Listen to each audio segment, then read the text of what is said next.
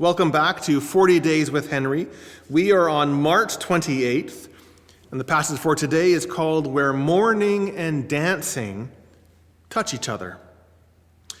Henry writes, "There is a time for mourning, a time for dancing." That's Ecclesiastes 3:4. But mourning and dancing are never fully separated. Their times do not necessarily follow each other. In fact, their times may become one time.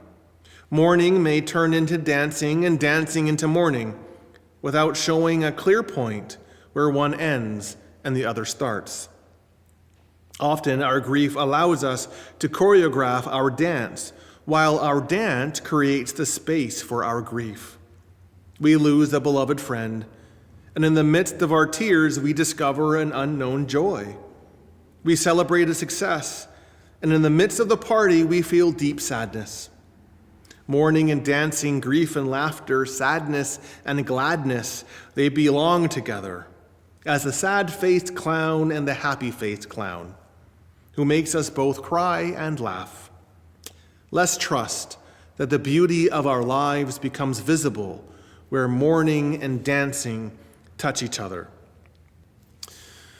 So this is an interesting passage, I think. This is, it takes, I think, a little bit just to sit with and just to think about exactly, okay, so what exactly is he trying to say beyond this simple observation that, to put it bluntly, that people laugh during funerals, that there can be this space where sadness and gladness, he says, where they can kind of belong together.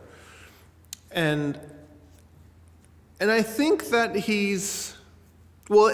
would say that that's true. Obviously, in 20 years of ministry, I have done countless funerals, and so I've seen the dynamic. In the midst of tears, in the midst of people gathering to say goodbye to their loved ones, as he's talking about here, stories become to be shared, and all of a sudden a congregation is roaring with laughter over a story and an anecdote or whatever it might be. And that all of a sudden, within that moment, in this sad day of a funeral, there becomes this levity, this joy, this dancing, he would say, as we kind of hold up the joy of the other person. And the reason we do that, and the reason we can do that, is because we feel deeply the loss and the sadness of their passing. And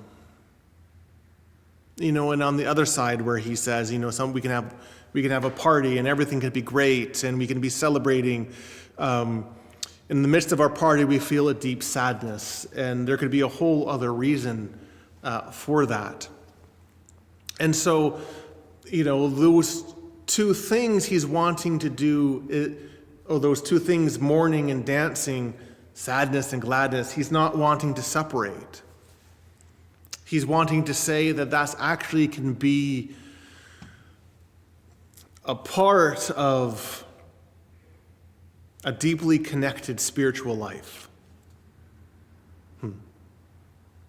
One of the things that we need to recognize, I think, with Nouwen, and one of the keys to how Nouwen writes and teaches, maybe what you would say is his pedagogy. So Nouwen always plays with movements, right? He's always talking about from solitude into dancing, or solitude into community, from joy into this, and so this call of mourning and dancing being connected to each other, it's really kind of about that movement of wherein the fullness of life actually really lives. Right? It's never really the case, and I think this is probably the point that he's trying to make. It's really never the case where we exist fully in one or the other. Because if that was the case, then we might be able to say, well, I will just decide. I will just decide that I'm going to step into dancing, or I'm going to avoid this sadness piece. I'm going to avoid this mourning, and I'm going to step into the party, and I'm going to choose to do life in this way. And so Nouwen, in his understanding of kind of a robust and a holistic spiritual life, recognized that healthy life and healthy spirituality has this movement of one to the other, where even on our high points, we can recognize that which maybe causes us grief or sadness in some way, whatever that might be. And even in the low points of sadness, we can actually uncover this place of joy, of sadness.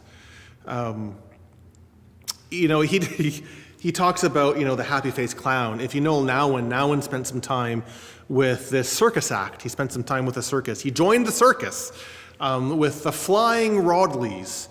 And there's this book, Flying, Falling, Catching, where Nouwen talks a little bit about his time there and these lessons that he learned. And so I think probably because he spent time with a circus, which is why he brings in what you might consider this odd image of this happy-faced clown that both makes us laugh and cry.